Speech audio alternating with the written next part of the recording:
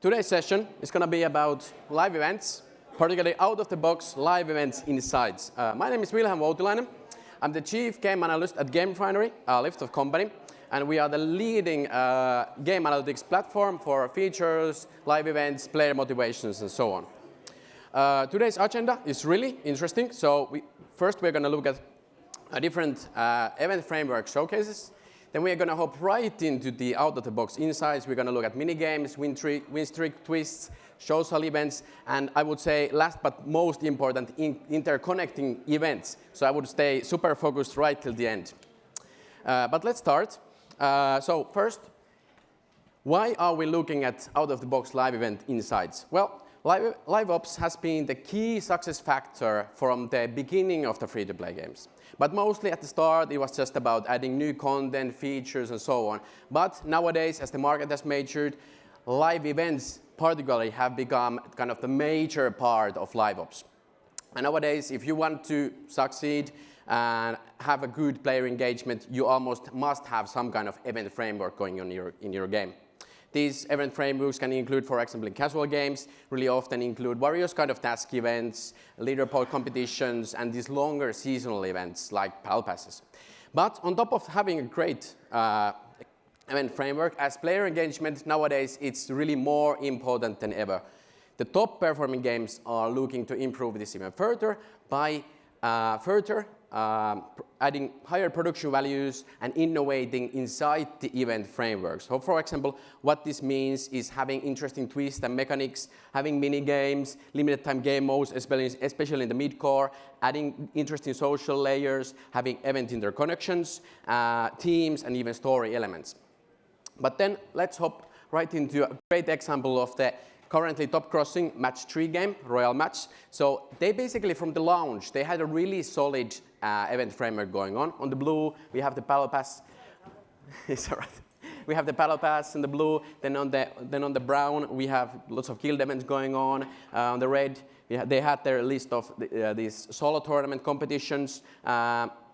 And of course, in the light green as well, they had their task events. So basically, this weekly event format going on almost pretty much from the launch of the game. But especially during the past year, they've added more to increase engagement and especially these higher production value events like the Dragon's Nest co-op event, which we're going to look at later, really interesting one. 2 different mini-game events they are running back-to-back nowadays, and this Lava Quest social win streak event that we're also going to look at later. But then another example, I want to bring up the Phase 10, which is currently the #1 grossing, this kind of card/board game. Their event framework looks really different. So while they don't have the same amount of events, that doesn't particularly mean that their event framework wouldn't work. So while they have their own set of solo competition events, they focus on mostly on these main team events. So they are focusing on lesser number of events, but then focusing on having larger events then. They usually last from 20 days to about 1 month. For example, during the Christmas, they had this Winter Wonder Roll event, which was this kind of board game event combined with renovation elements and also some competition elements. So basically, a wholly different approach, and this is kind of what you often use also in the mid-core games, but it really works for them. But then talking about mini-games, let's hop right into the out-of-the-box insights. And when we are talking about mini-games, we have to talk about Playrix. So Playrix is known for utilizing mini-games as one of their kind of the main event types across their whole portfolio. So Township, you have Homescapes, Gardenscapes, and also Fishdom, all utilizing these kind of mini-games.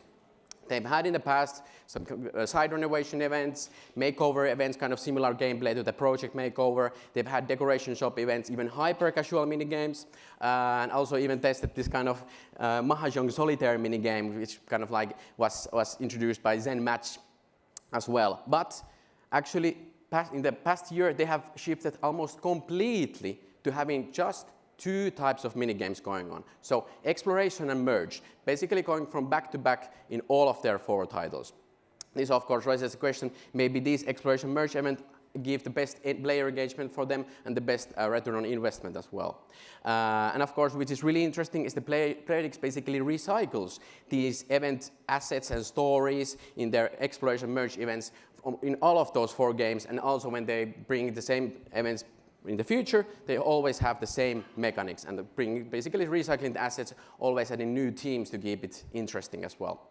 It's also a really good example. If you have multiple games and you want to have great event framework in all of those, this is an approach to consider for sure. Of course, with the merge and the exploration event, it's really interesting that they don't only support the core gameplay loop of the game. So of course, you have the player, if you want to progress in the event, you have to play the core match trees, but they also have direct monetization sinks as well. In both in both cases, you need this energy, which can be then directly purchased as well, and there's also this event boost and everything going on. And also, really want to add here that there's so much depth in these events, basically kind of feel like their own games. And really, like the newest example that was actually just introduced by Homescapes at the start of this year was this restoration event.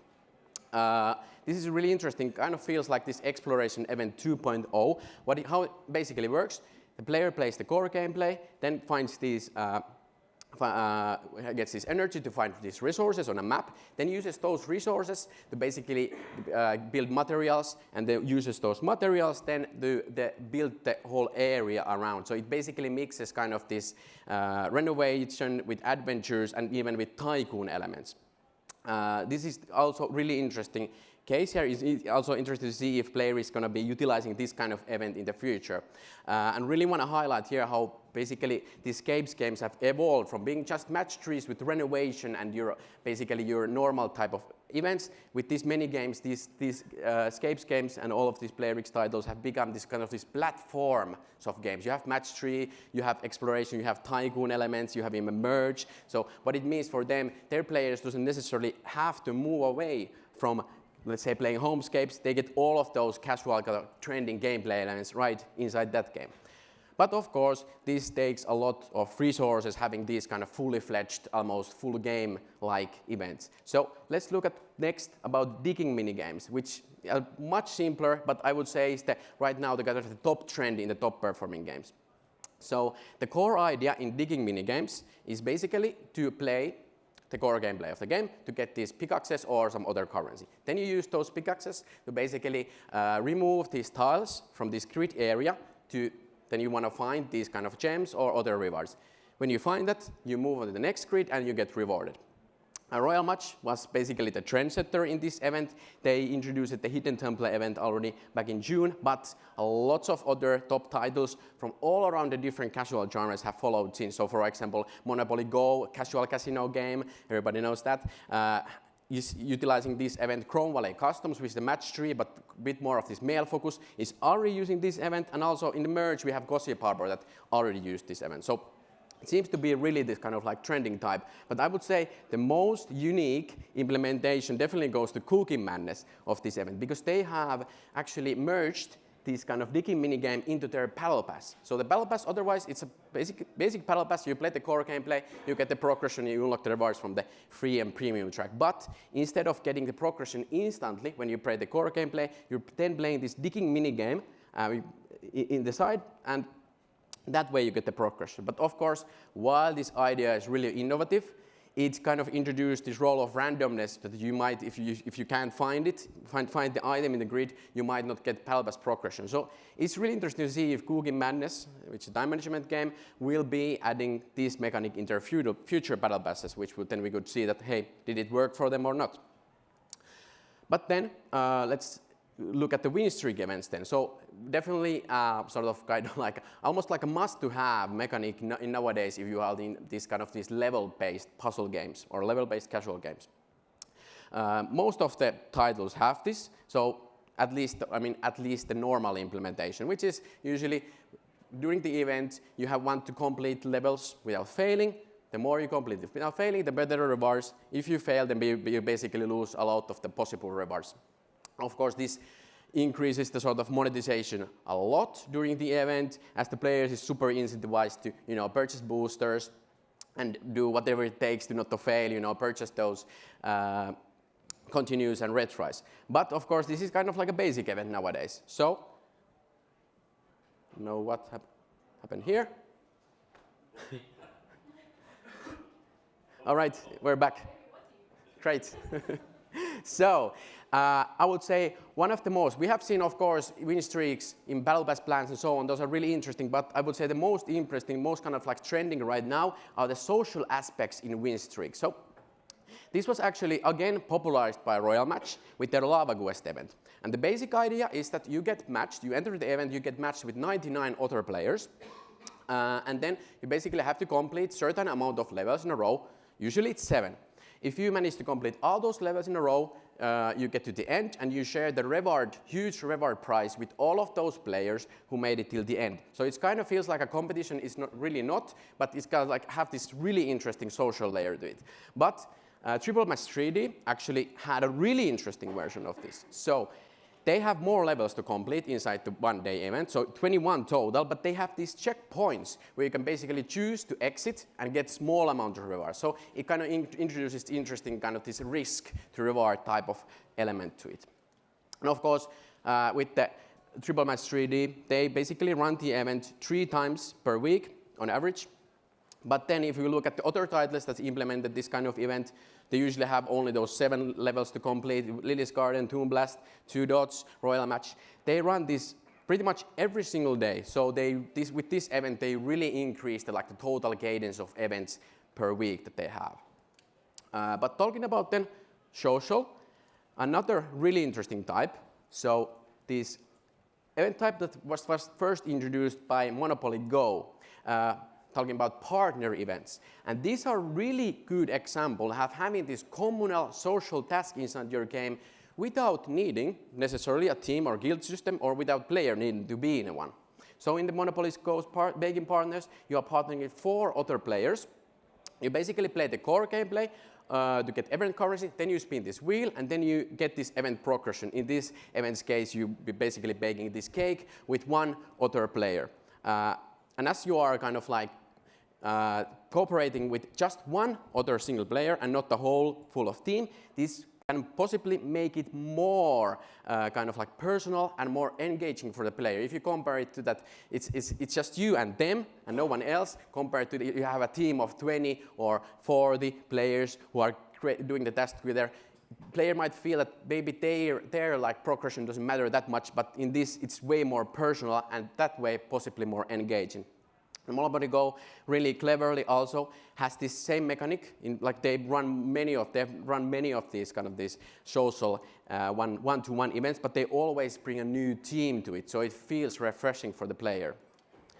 But again, many of the top crossing games have already also implemented this kind of event, so they clearly work. But the really interesting one is the Royal Match's Dragon's Nest event, which has the same kind of mechanics as Monopoly Go, but instead of having the sort of you rolling the spinning the wheel, you're actually playing this Plinko board mini game. So you have the mini game layer on top of it, and then based on your success in the mini game, you then get the event progression. In this Royal Match's case, you're basically rising dragons with one other player, and of course the dragons as well, they fit really well to the Royal Match's kind of this fantasy kingdom kind of theme. But then I would say last but most important is the interconnection of these events. When you have these unique events going on, when you have a really good event framework, you want to make sure that your events and the whole game is interconnected together. So players incentivized to participate in everything and they're always making meaningful progression no matter what event they take part in. So some like not super new, but of course collectibles albums have been passed in a really great way to do this. Basically, you either have this limited time or permanent collectibles album. Usually it's cards or stickers that you collect from all around the game from different kind of events. If you manage to fill the collectibles album, then you get these huge rewards. And of course, Lily's Garden is actually a really good example of having these mechanics. So they have this side renovation meta. So of course, in the main meta in Lily's Garden is you renovate in this garden, but there's also these permanent rooms that you need to collect these blue tickets. And where you get these tickets is from different kinds of events in the game. And same with Lily's Garden, they are also running these makeover events where you need these makeover tokens. And again, where you get those is from different kind of events and offers. So whenever you participate in events in Lily's Garden, you're always making some kind of meaningful permanent progression to the room renovation and also this limited time progression to these limited time events. So you're like super incentivized to participate in events and you're always making this progression. But then I would say, super interesting one that can work in mid-core, in casual, no matter what kind of game, is Season Shop system. So Clash Royale is a really good example of this. So they basically overhauled their entire, or not entire, but like most of their events back in April last year. And what they used to have is just one of weekly event modes with separate rewards. So everything kind of felt a bit separate and not that connected. But with this new system, each season basically has its own shop, which connects everything together. So over the course of the season, you're collecting these tokens from different events in the game. So event modes, battle passes, and so on. And then these season tokens are then used in the shop to purchase various kind of items. And of course, when the season resets, the tokens reset, so players are always incentivized to come back each season, play all the different kind of events, and then they get to choose which rewards they purchase. And of course, this is kind of really interesting one if we look at the revenue graph, monthly revenue, iOS revenue graph of Clash Royale. So that's a point basically where they overhauled their season shop system. They also overhauled their Battle Pass system, and of course, most likely run some UA campaigns as well. And if we compare it to the sort of November last year, they had almost doubled their monthly crossing revenue on iOS. So of course, Season Shop was not the main part here, but definitely part of the overall overhaul of the event system. So really interesting graph there. And then I really wanted to bring out this example from Love & Pies, just to show that you don't need to have a mid-core game to have a season shop system. So Love & Pies, it's a merge game. They introduced this hard shop, which is a limited time shop, back in May last year. And similar to the Clash Royale's season shop, you play these events all around the game. You get this hard currency, which is then used to purchase different kind of materials, permanent decorations to your area, and so on. And again, it gives this extra incentive for the players to participate in the events, and also lets the players to choose their own reward. So some player might like some other decorative, some player might some other decorative, and they can choose. And having this kind of currency system also means that you can add additional monetization things to your game. For example, if a player is missing a little bit of currency and the season shop is about to end, you can have these targeted offers, for example, that hey, maybe you want to purchase this amount of currency, and then you can, get the rest of the items purchased and so on. But again, really can work in all around the games. We have seen in the PC world as well, World of Warcraft, for example, in the newest expansion, has a season shop. I think it's called Trading Post. So it's used all around in different kind of games. So I would definitely consider this one to interconnect your events. But then let's go to the key takeaways then. So if we look at the success of Monopoly Go and Royal Match, and if we look at their live event frameworks, they had a really working, solid live event framework from the launch of the game pretty much. They have a good set of events. So when you are even thinking about your game, designing it, start already thinking your live ops strategy and the event framework from that point. And of course, social elements, they have proven to work for a few years now. So it's really good to incorporate different kinds of social elements to your events. Of course, have a coherent event framework. What this means, have a good list of different kinds of events in your game, which then support the core gameplay loop and the whole sort of core loop of your game to, again, incentivize the players to participate in everything and so on. And then, of course, as we just checked, interconnect your events to even further the engagement with season shops or these collectibles albums or side metas like Lily's Garden and so on. And then, for example, like Playrix or Monopoly Go, reuse your resources in different parts of your game and events. For example, the Monopoly Go's, the social partner is a really good example. They have the same mechanic in each of the events. They just replace the theme to make the event feel new and refreshing. And then, of course, check what's working in the market. Look at what the top games are doing. Look what they are not doing, and look especially what they have sort of stopped doing and what they have replaced those features or events with. And then, last but not least, definitely look at all the different genres. If you want to really differentiate from the competition, don't just look at your direct competitors. If you're in the casual, look at what the mid-core games are doing and so forth. Because we have seen many of these examples. They can implement it in a more mid-core way or in the more casual way. So definitely do that. Yes, we're in the end, so thank you. Fantastic. really appreciate the load of detail there that you included in there, the samples of games, and for going at a pace to catch up with time. Yes. So I appreciate that. I'll tell you what, we are running about 5 minutes behind in this room, but I'll tell you what, why don't we see if there's a question from the audience? Just maybe there's one question we can take here.